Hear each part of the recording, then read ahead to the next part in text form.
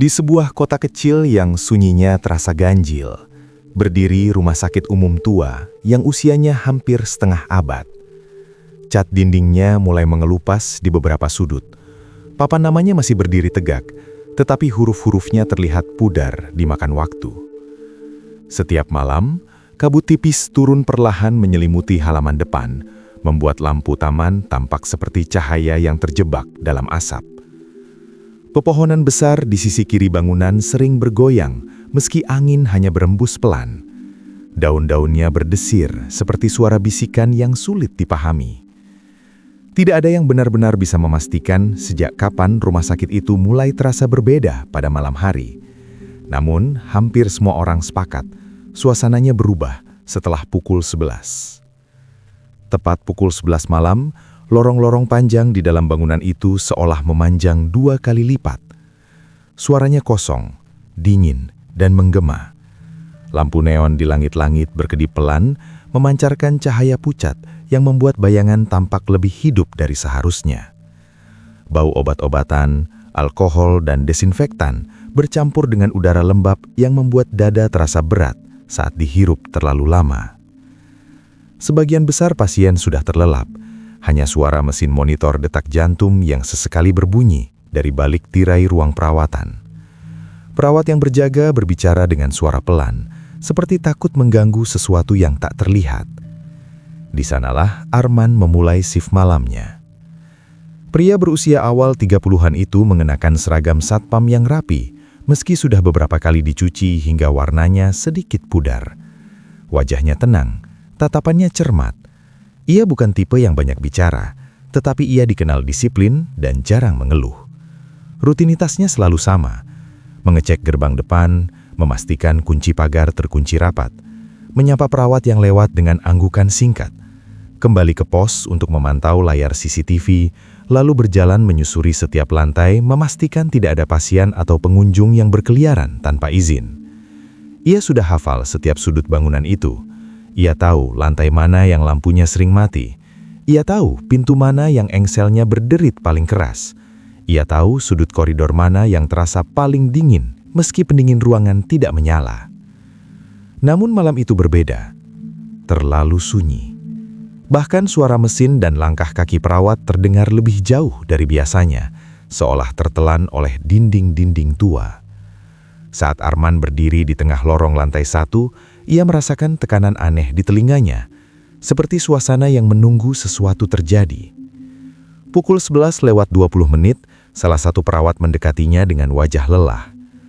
"Pak Arman, pasien lansia di kamar 312 sudah meninggal 20 menit lalu." Arman mengangguk pelan. Kabar kematian bukan hal asing di rumah sakit. Ia sudah beberapa kali mengawal jenazah menuju ruang penyimpanan. Ia terbiasa melihat keluarga menangis, terbiasa dengan doa-doa lirih yang dipanjatkan di lorong. Namun entah mengapa saat mendengar kabar itu, hawa dingin tiba-tiba merayap naik dari lantai hingga ke tengkuknya. Seolah bangunan tua itu baru saja menarik nafas panjang. Arman berdiri diam beberapa detik, menatap ujung lorong yang kosong. Lampu di atasnya berkedip sekali, 2 kali, lalu stabil kembali. Ia menghela nafas pelan. Mungkin cuma perasaan, gumamnya dalam hati. Namun jauh di sudut bangunan yang gelap, ada sesuatu yang baru saja terbangun. Dan malam itu baru saja dimulai. Arman memulai patroli seperti biasa. Dari UGD di lantai 1 yang masih cukup ramai oleh keluarga pasien dan suara monitor detak jantung, ia naik ke lantai 2 yang lebih tenang. Di sana hanya terdengar langkah lembut perawat dan dengung mesin pendingin ruangan. Semua tampak normal. Namun ketika ia mendorong pintu menuju tangga lantai 3, suasana langsung berubah. Udara terasa lebih dingin, sebagian lampu lorong mati, menyisakan cahaya redup yang membuat koridor tampak setengah gelap. Cat dinding terlihat lebih kusam di bawah sinar neon yang berkedip pelan. Ruangan-ruangan kosong di sisi kanan kiri lorong berdiri diam seperti mulut yang tertutup rapat. Arman berjalan perlahan. Senter di tangannya menyapu lantai dan pintu-pintu yang terkunci. Tak ada suara, tak ada gerakan. Terlalu hening. Ia kembali ke pos untuk memastikan semuanya aman. Saat matanya tertuju pada layar CCTV lantai 3, dahinya berkerut. Di monitor terlihat siluet seseorang berjalan pelan di ujung lorong. Gerakannya lambat, tidak tergesa, seolah melayang tipis di atas lantai. Arman menegakkan tubuhnya. Ia tahu tidak ada pasien yang diizinkan berkeliaran malam-malam, apalagi di lantai yang sebagian sudah tidak digunakan. Tanpa berpikir panjang, ia segera naik kembali. Langkahnya terdengar jelas di tangga darurat. Nafasnya sedikit berat, bukan karena lelah, tetapi karena perasaan yang tak bisa dijelaskan. Namun saat ia tiba di ujung lorong yang sama seperti di layar CCTV, tak ada siapapun. Koridor kosong, sunyi. Arman berdiri diam beberapa detik, mencoba memastikan matanya tidak tertipu. Lalu sesuatu bergerak di sudut pandangnya. Sebuah kursi roda. Benda itu bergerak perlahan di tengah lorong, tidak terguncang, tidak miring, bergerak lurus seperti baru saja didorong seseorang, lalu berhenti pelan. Arman menelan ludah. Ia menoleh ke arah jendela. Semua tertutup rapat. Tidak ada angin.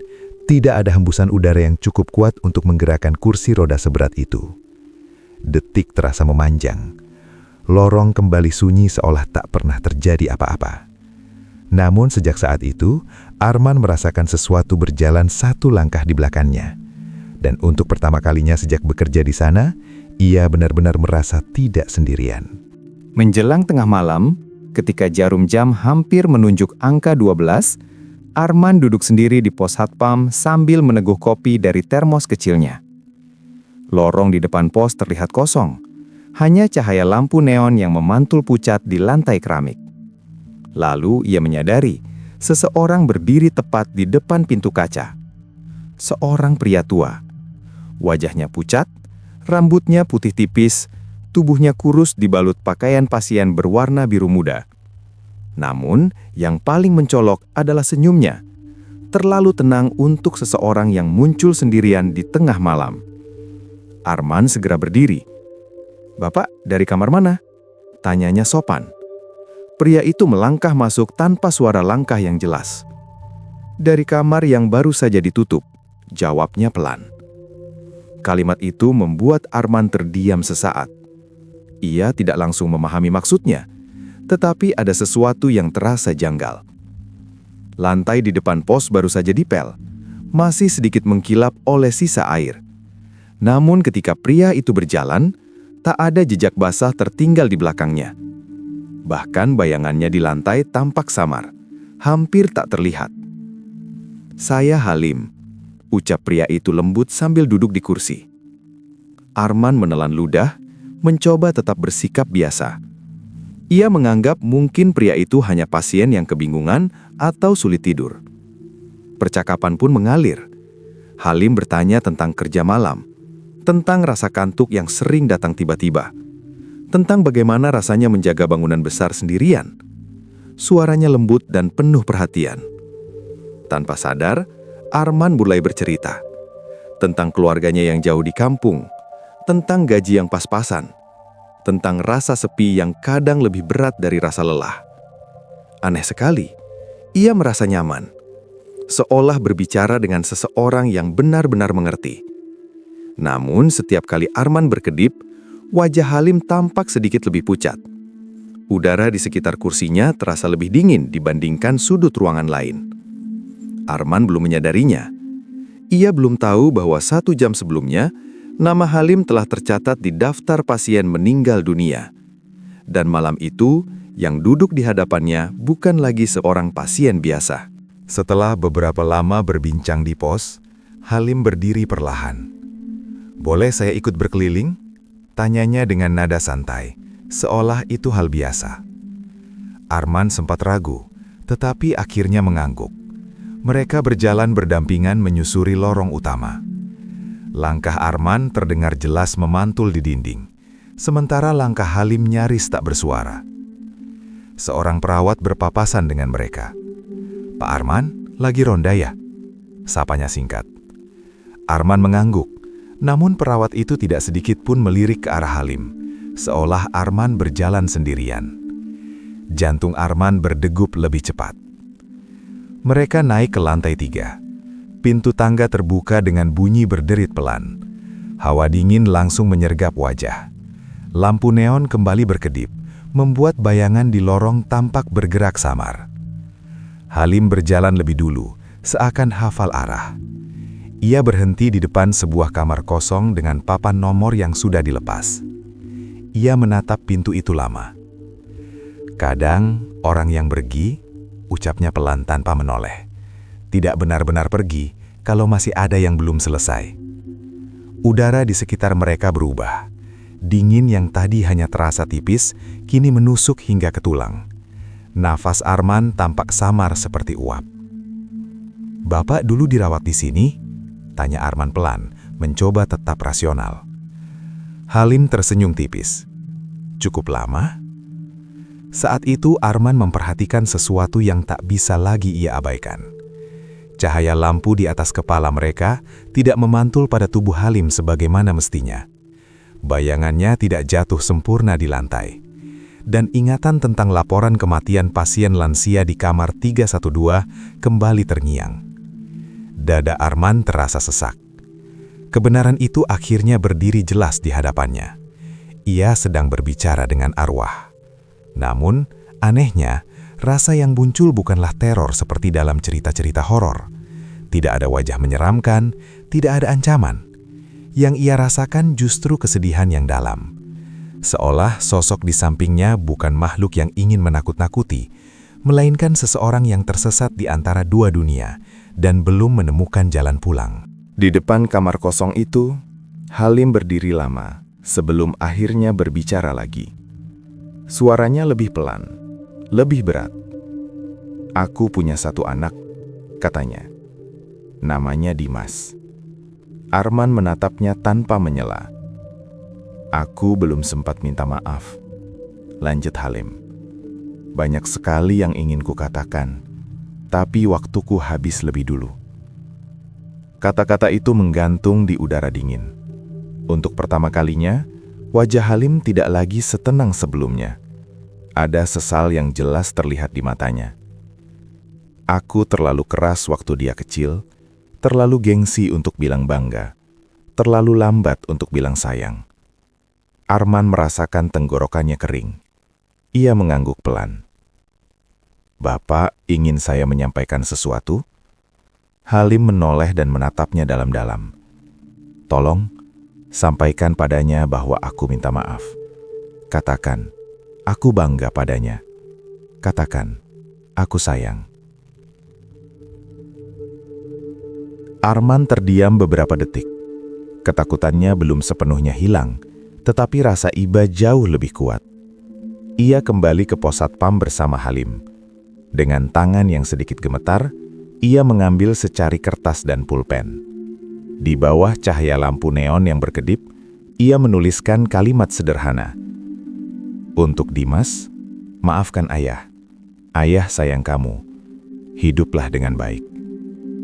Tulisan itu tampak biasa saja, pendek, namun terasa berat, seolah membawa seluruh penyesalan yang tak sempat terucap. Saat Arman meletakkan pulpen, suasana rumah sakit mendadak berubah. Lampu di lorong berkedip lebih cepat. Udara terasa semakin dingin. Dari ujung koridor lantai 3, bayangan-bayangan samar mulai terlihat, seperti siluet kabut yang bergerak perlahan mendekat. Arman menelan ludah. Malam itu ternyata belum selesai. Bayangan-bayangan di ujung lorong semakin jelas. Bukan satu, bukan dua. Siluet-siluet pucat bermunculan dari sudut gelap, dari balik pintu yang setengah terbuka, dari ruang perawatan yang kosong. Udara dipenuhi bisikan samar yang saling bertumpuk, seperti banyak suara berbicara bersamaan namun tak satu pun benar-benar terdengar jelas. Tiba-tiba, terdengar tangis lirih dari arah ruang jenazah di lantai bawah. Pintu di koridor menutup sendiri dengan bunyi keras. Di kejauhan, sebuah kursi roda berderit pelan, bergerak tanpa ada yang mendorongnya. Roda-rodanya berputar lambat di lantai yang mengkilap. Arman mundur satu langkah. Nafasnya memburu, tubuhnya menolak semua yang ia lihat, tetapi matanya tidak bisa membohonginya. Halim tetap berdiri di sampingnya. "Mereka hanya ingin didengar," ucapnya pelan. Didengar, suara Arman hampir tak keluar. Mereka pergi dengan sesuatu yang belum selesai, kata-kata yang tak sempat terucap, penyesalan yang tak pernah diberi tempat. Siluet-siluet itu tidak menyerang, tidak mendekat dengan amarah. Mereka hanya berdiri, memandang, seolah menunggu. Arman merasa lututnya lemas. Ia bisa saja lari, turun ke pos, keluar dari gedung, pura-pura tak pernah melihat apapun. Namun tangannya masih menggenggam kertas pesan untuk Dimas. Ia menarik nafas dalam-dalam. Jika Halim hanya ingin menyampaikan maaf, mungkin yang lain pun hanya ingin hal yang sama. Malam itu berubah menjadi ujian keberanian yang tak pernah ia bayangkan. Dan untuk pertama kalinya sejak bekerja di rumah sakit tua itu, Arman memutuskan untuk tidak lari. Bisikan-bisikan itu perlahan meredah. Bayangan di ujung lorong memudar satu persatu, seperti kabut yang tersapu angin pagi. Pintu-pintu yang tadi menutup sendiri kini diam tak bergerak. Tangis dari ruang jenazah menghilang, menyisakan kesunyian yang berbeda. Bukan lagi mencekam, melainkan hening. Arman masih berdiri di depan pos. Nafasnya perlahan kembali teratur. Halim duduk di kursi kayu dekat meja CCTV. Tubuhnya tampak lebih transparan dari sebelumnya. Garis wajahnya mulai kabur, seolah cahaya menembusnya. "Sudah cukup," ucap Halim pelan. Arman menatapnya. "Mereka sudah pergi." "Mereka hanya butuh didengar, sama sepertiku." Keheningan menggantung beberapa detik. Yang lebih menakutkan dari gelap adalah penyesalan. Gelap bisa dilalui dengan cahaya, tapi penyesalan bisa mengikuti sampai akhir. Kata-kata itu menancap dalam di benak Arman. Dari kejauhan, azan subuh mulai terdengar, mengalun lembut menembus udara pagi. Suara itu terasa hangat, memecah sisa dingin malam. Cahaya fajar perlahan masuk melalui jendela lorong, menyentuh lantai yang tadi terasa kelam. Warna abu-abu berubah menjadi keemasan tipis. Tubuh Halim semakin memudar. Arman berdiri tanpa sadar. "Pak." Halim tersenyum, kali ini dengan wajah yang jauh lebih ringan. "Terima kasih sudah menemani malam terakhirku."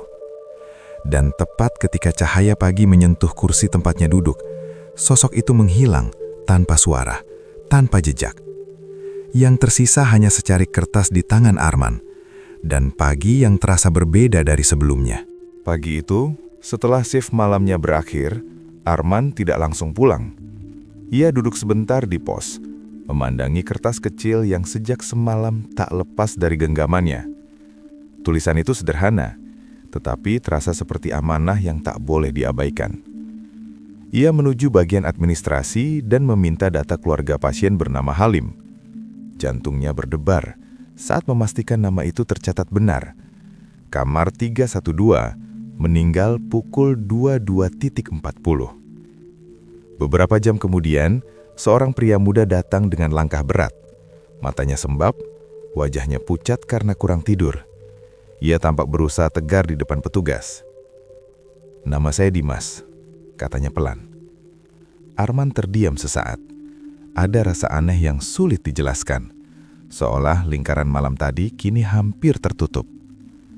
Setelah urusan administrasi selesai, Arman memberanikan diri mendekat. "Maaf, apakah Anda anak dari Pak Halim?" tanyanya hati-hati. Dimas mengangguk. Arman mengeluarkan kertas yang sudah sedikit kusut itu. "Saya hanya ingin menyerahkan ini." Dimas menerimanya dengan bingung.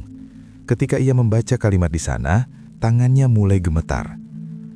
Untuk Dimas, "Maafkan ayah. Ayah sayang kamu. Hiduplah dengan baik." Bibirnya bergetar. Ia menunduk, berusaha menahan sesuatu yang sejak tadi ia tahan. "Ayah tidak pernah bilang seperti ini." Suaranya serak. Air mata akhirnya jatuh, tanpa bisa dibendung lagi. Ia menangis bukan dengan amarah, tetapi dengan luka yang perlahan menemukan tempatnya. Arman berdiri diam, memberi ruang. Untuk pertama kalinya sejak ayahnya meninggal, Dimas tidak lagi merasa hanya ditinggalkan. Ada penjelasan, ada permintaan maaf, ada kasih yang akhirnya sampai. Dan di dalam hati Arman, ia tahu janji yang ia pegang sejak malam itu telah ditepati. Setelah tangisnya mereda, Dimas duduk terdiam cukup lama di bangku ruang tunggu. Kertas itu masih ia genggam erat, seolah takut kalimat di dalamnya menghilang jika dilepas. "Selama ini," ucapnya lirih, "saya selalu merasa tidak pernah cukup bagi ayah." Arman mendengarkan tanpa menyelah. "Nilai saya kurang bagus," beliau marah. "Saya salah sedikit," beliau kecewa. "Saya pikir mungkin memang saya tidak pernah membuatnya bangga." Ia tersenyum tipis, pahit. Ternyata bukan itu. Dimas menatap kembali tulisan sederhana itu. Kata bangga dan sayang yang tak pernah ia dengar langsung, kini terasa begitu berarti. "Saya memaafkan ayah," katanya pelan, hampir seperti berbisik pada dirinya sendiri. "Dan saya harap beliau juga memaafkan saya." Kalimat itu bukan sekedar ucapan. Ada kelegaan yang perlahan terlihat di wajahnya. Beban yang selama bertahun-tahun dipikul sendirian mulai terangkat. Arman merasakan dadanya menghangat. Ia tidak tahu bagaimana menjelaskan semua yang terjadi semalam. Ia tidak perlu menjelaskan. Yang penting, amanah itu telah sampai. Saat Dimas berdiri untuk pulang, langkahnya masih berat karena kehilangan, tetapi tidak lagi kosong. Dan Arman percaya, di suatu tempat yang tak terlihat oleh mata manusia, seseorang akhirnya bisa melepaskan penyesalannya. Kedamaian itu mungkin datang terlambat, namun tetap datang. Malam-malam berikutnya berjalan seperti biasa. Rumah sakit tua itu tetap sunyi. Lampu neon di lorong masih sesekali berkedip. Kabut tipis tetap turun menjelang tengah malam, menyelimuti halaman depan seperti tirai tipis yang tak pernah benar-benar hilang. Arman kembali menjalani rutinitasnya, mengecek gerbang, memantau CCTV, lalu berpatroli menyusuri koridor panjang yang dulu terasa begitu mencekam. Namun, ada sesuatu yang berubah. Ia tidak lagi merasa sendirian. Kadang, saat melintas di lantai 3, ia mendengar langkah samar di belakangnya. Pelan, teratur, lalu menghilang ketika ia berhenti. Tidak ada kursi roda yang bergerak sendiri lagi, tidak ada pintu yang menutup keras. Hanya kesan seolah seseorang lewat untuk memastikan semuanya baik-baik saja. Arman tak pernah lagi melihat sosok Halim, namun setiap kali melewati bekas kamar 312, ia selalu berhenti sejenak. Bukan karena takut, melainkan sebagai bentuk penghormatan. Ia belajar sesuatu malam itu. Tidak semua yang datang dari kegelapan ingin menakuti. Sebagian hanya ingin didengar, ingin dimengerti, ingin menutup luka yang tertinggal sebelum benar-benar pergi. Arman kini merasa bukan sekadar satpam. Ia adalah penjaga amanah. Penjaga pesan-pesan yang tak sempat terucap. Dan ia tahu, terkadang satu orang yang mau mendengar sudah cukup untuk menyelesaikan sebuah penyesalan dan mengantar seseorang pulang dengan damai.